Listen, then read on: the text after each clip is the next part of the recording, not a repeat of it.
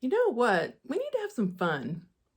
It's day 29 of Daily December Art Candy, and we've been having some pretty, I don't know, information heavy slash serious art candies, but today is purely recreational. Let's play with toys and paint. I'm not sure exactly when I got this, but I found it at Michael's, and some of you probably know what this is. If you have ever found yourself in that space of paint pouring or fluid art, then you might have seen this also at an art supply store. And yeah, I did do that a little bit just because I really am into materials and viscosity, and it was really quite fun. And I didn't land there forever, but it was a really good time. And I just realized I have never tried this. So I think we should mix up some beautiful luminous colors and see what happens when we pour them together. So that's experiment number 1. And then I have another toy that I want to play with you with paint after that. So let's start with this one. All right, well, as long as we're pulling out the toys, I'll also use this Lazy Susan / cake stand decorating thing. And when I'm working with fluid art, I like to have something to catch the paint with, and I oftentimes just use my box lids as my catchment. And I like to pour on wood panel. This is a really nice wood panel. I feel like things used to be cheaper back in the day, and you could just pour with impunity in terms of your wallet. But this feels a little higher stakes, except for the fact that if I don't like it, I can always just scrape it off and use it for a painting, a different kind of painting. Okay, so got those things. Now I'm going to talk to you about the actual paint and what we need to mix the paint with. So there's something called pouring medium, and the reason why you would use this additive is to make your fluid paints not crack when they have started to dry, especially if it's a thick layer. And that cracking is called crazing. So you're going to always want to make sure that your paint layers are either not very thick, or if they do wind up being a little bit more thick, mixing in with pouring medium. The one that I like the best is Liquitex Professional. This is my favorite pouring medium by far. Even though I love golden paints, I like this pouring medium, but not as much as this one. This makes the color look lighter when it's wet than this one does. And so it kind of messes around with your sense of what you're going to get when it dries. I guess that's one of the reasons. And I think I like the sheen that this has better than this one. It's been a long time, so anyway. But there's also a matte pouring medium, which I've tried a couple times, and that was pretty cool. So anyway, I think that what I will do, instead of mixing each paint in a different container, especially since this is just a little experiment, what I'll do is I will look through the paints that I have, and I will look for ones that are almost empty, and then just mix them with pouring medium right in the bottle.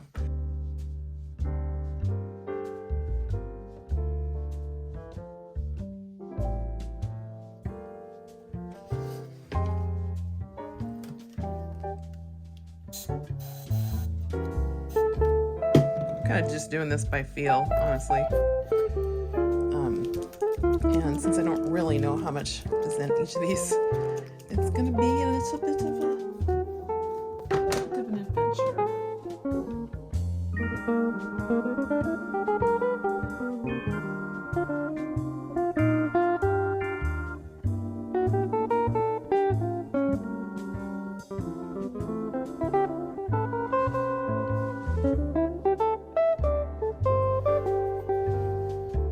Wind up using this too. The reason why you want it to be level is because when it starts to dry, it could just slide right off the panel.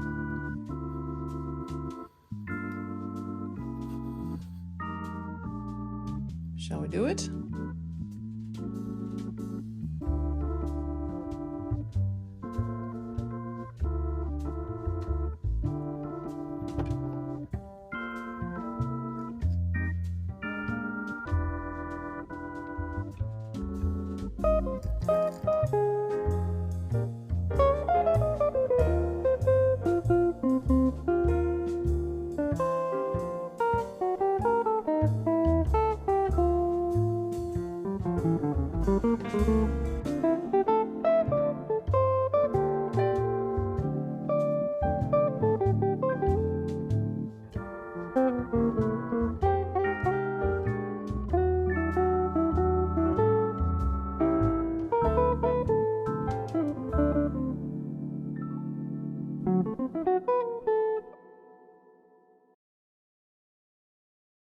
Let's see what happens.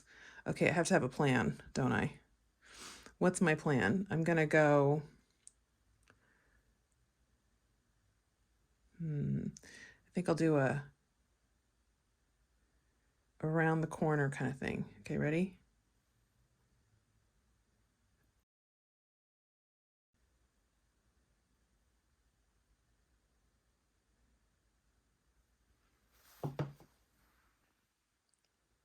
Looks. I guess I'll drag this way. Ready?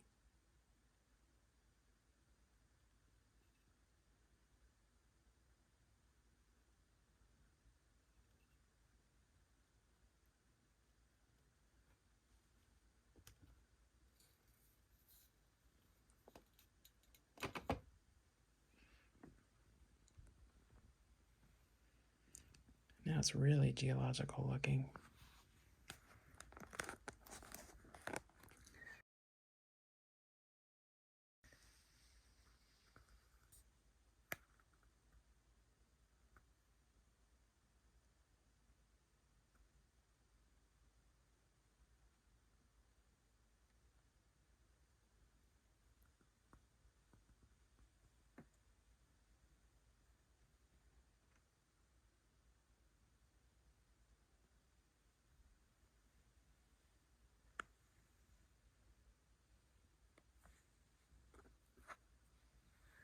It even looks really pretty on there. Okay, are you ready for another toy? It's time for toy number 2, and I'm hoping actually that we can incorporate the rest of this paint with toy number 2.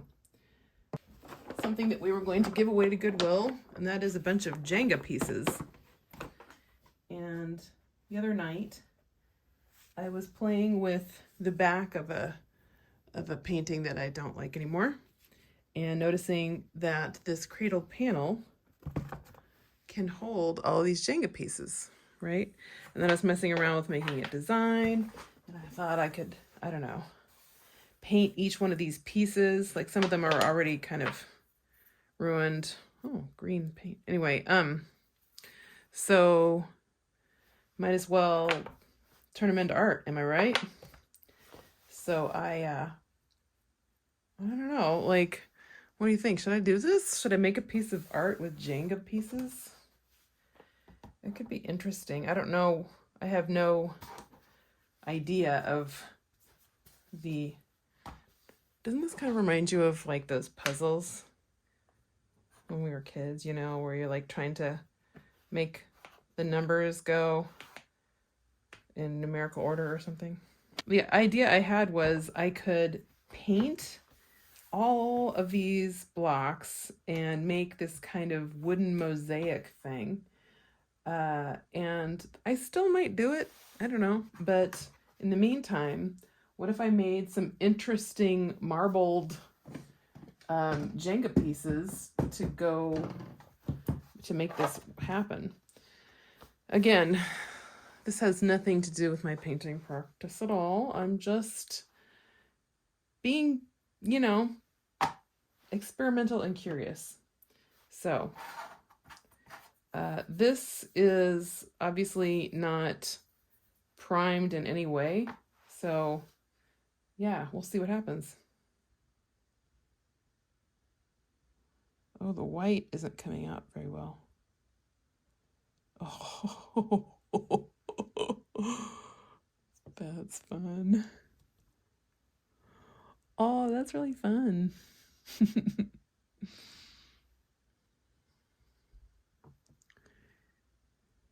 It's like, I need some of these other, look at these droplets.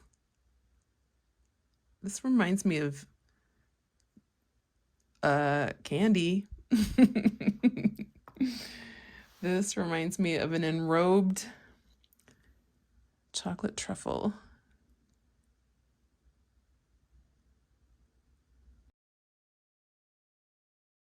Oh, there we go. There's some white.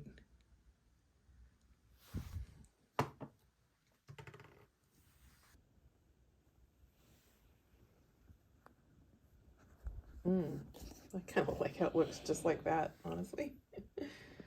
Wow. It's actually kind of pretty. Rather oceanic.